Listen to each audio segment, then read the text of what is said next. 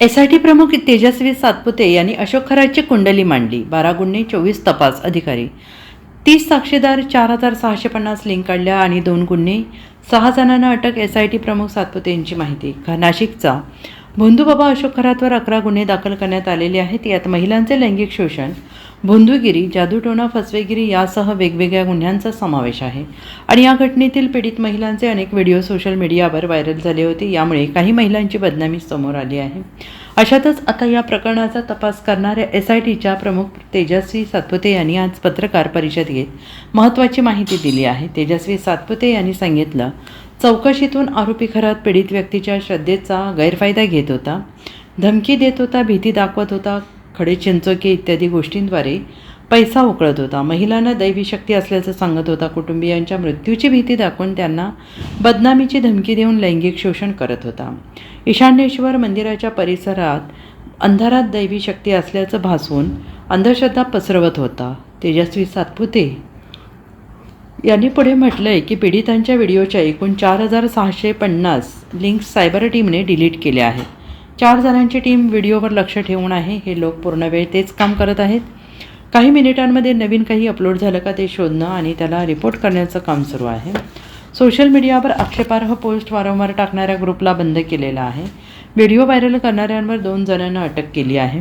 अहिल्यानगर पोलिसांनी 6 जणांना अटक केली आहे. माननीय पोलीस महासंचालक महाराष्ट्र राज्य यांनी अशोक खरात आरोपी असलेल्या गुन्हा रजिस्टर नंबर 73/2026 या गुन्ह्याचा तपास एसआयटीच्या मार्फतीने करण्याबाबत आदेशित केलं होतं. त्यानुसार दिनांक 20 मार्च 2026 या तारखेपासून तो गुन्हा आणि त्याशिवायचे 10 गुन्हे असे एकूण 11 गुन्हे एसआयटीकडे तपासाला आले. सदर विशेष तपास पथकामध्ये तपास अधिकारी म्हणून 2 पोलीस उपअधीक्षक आहेत, जे माझ्यासोबत दोघे इथं उपस्थित आहेत. त्याच पद्धतीने सहाय्यक तपास अधिकारी म्हणून 3 पोलीस निरीक्षक, 3 सहाय्यक पोलीस निरीक्षक, 10 पोलीस उपनिरीक्षक आणि 6 पोलीस अंमलदार असं एकूण 24 लोकांचं आपलं तपास पथक आहे. त्यापैकी काही लोक इथं उपस्थित आहेत, काही लोक उपस्थित राहू शकलेले नाही. अशोक खरात याच्या विरुद्ध नाशिक आणि नगर जिल्हा या दोन्हीमध्ये मिळून एकूण 12 गुन्हे दाखल झालेले आहेत, ज्यामध्ये अशोक खरात आरोपी आहे. या 12 गुन्ह्यांपैकी 9 गुन्ह्यांचा तपास हा एसआयटी करत आहे, 2 गुन्ह्यांचा तपास अहिल्यानगर पोलीस करत आहेत आणि एका गुन्ह्याचा तपास नाशिक शहर पोलीस करत आहेत. आणि अशोक खरात विरुद्ध नसलेले मात्र या विषयाशी संबंधित असे 2 गुन्हे दाखल आहेत. त्या 2 गुन्ह्यांचा देखील तपास एसआयटी करत आहे. त्यामुळे 9 गुन्हे अशोक खरातच्या विरोधातले आणि विरोधात नसलेले पण संबंधित असलेले 2 गुन्हे असे एकूण 11 गुन्हे आमच्याकडे तपासाला आहेत.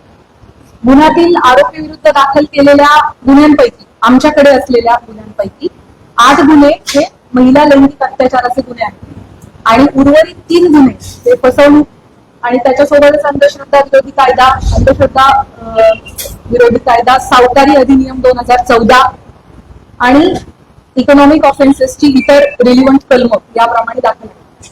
महिला लैंगिक अत्याचाराचे सर्वच्या सर्व 8 गुन्हे आणि फसवणुकीचा 1 गुन्हा असे 9 गुन्हे एसआयटीकडे तपासाला आहेत. आजपर्यंतच्या तपासादरम्यान 30 पेक्षा अधिक साक्षीदारांकडे आपण विचारपूस केलेली आहे. साक्षीदारांकडे आणि पीडितांकडे आपण जी चौकशी केली त्यातून आरोपी हा पीडित व्यक्ती आणि कुटुंबाच्या श्रद्धेचा गैरफायदा घेत होता, त्यांना भीती दाखवत होता, खडे चिंचोके, रुद्राक्ष, पूजा विधी इत्यादी गोष्टींच्या माध्यमातून त्यांच्याकडून पैसा उकळत होता, महिलांना स्वतःकडे दैवी शक्ती असल्याचं भासवत होता, त्यांच्या कुटुंबियांच्या मृत्यूची भीती दाखवून त्यांना बदनामी करण्याची धमकी देऊन त्यांचं लैंगिक शोषण करत होता. त्याच पद्धतीनं ईशान्येश्वर मंदिराच्या परिसरात अंधारामध्ये हातचलाखीने स्वतःकडे दैवी शक्ती असल्याचं भासवून समाजामध्ये सातत्यानं अंधश्रद्धा पसरवण्याचं कामही करत होता असं आपल्याला निष्पन्न होतं. महिला अत्याचाराच्या संदर्भाने दाखल 8ही गुन्ह्यांमध्ये पीडिता आणि त्यांचे कुटुंबीय हे अतिशय धाडसाने समोर आलेले आहेत आणि त्यांनी फिर्याद दाखल केली आहे. त्याच्यामुळेच आपण आरोपीवरती कायदेशीर कारवाई करू शकत आहोत. आपल्या सगळ्यांच्या माध्यमातून मी आवाहन करू इच्छिते की या महिलांनी लोक काय म्हणतील या भीतीनं अन्याय सहन केलेला आहे आणि आता अतिशय धाडसाने कुटुंबाला विश्वासात घेऊन त्यांनी गुन्हे दाखल केलेले आहेत.